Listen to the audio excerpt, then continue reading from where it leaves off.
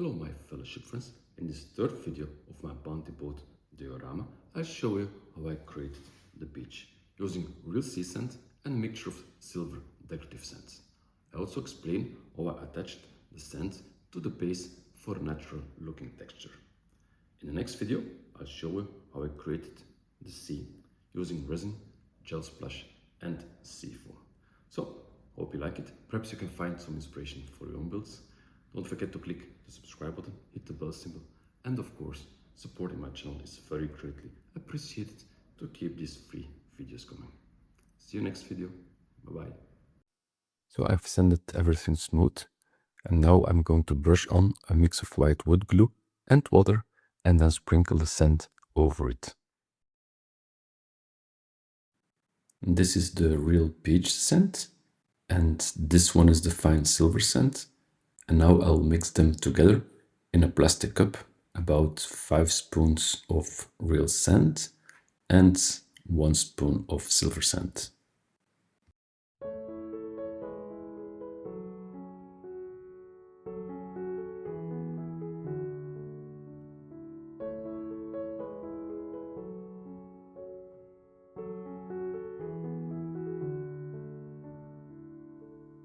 The glue mixture is made roughly by eye, using in a 1:1 ratio of water and white glue.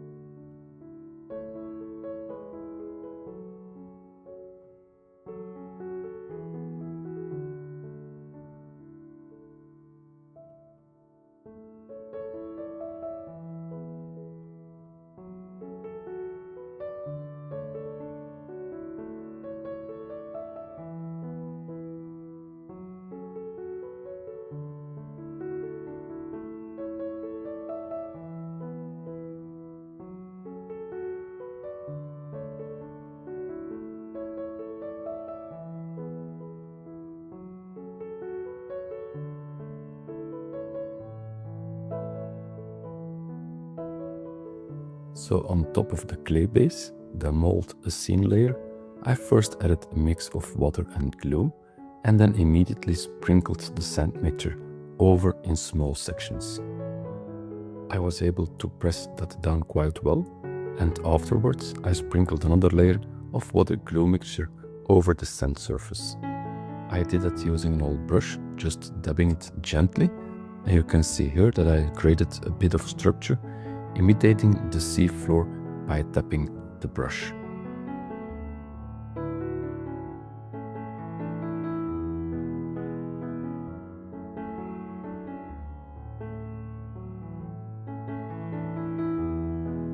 I have 2 strips of plexiglass here that I'm going to place along the side where the sea will be.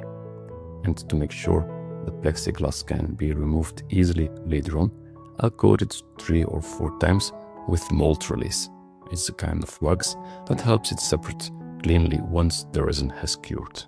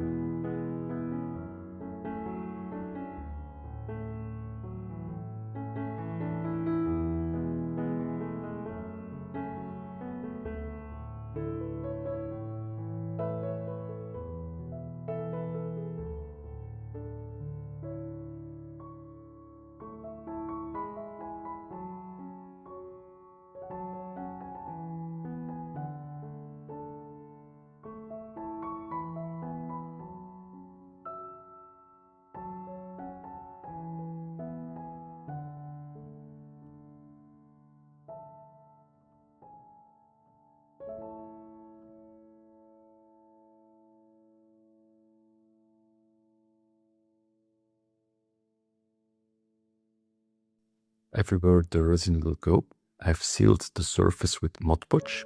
The scent area was fixed simply by sprinkling on an extra mix of white glue and water.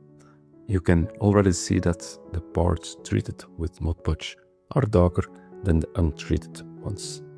Once this layer and the edges are dry, I'll add a second coat of Mod Podge to make sure everything is fully sealed.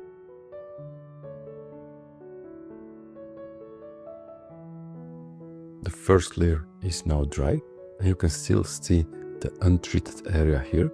It is noticeably darker where I've applied the Mod Podge, which is perfect. Since the waterline will reach about here, it creates a kind of wet zone like the tide marks left by the waves. Now I'll apply the second coat to be absolutely sure it's watertight. After that, I can finally start by pouring the resin. So here we go. The second layer is finished, and you can see how well the seafloor texture has remained visible.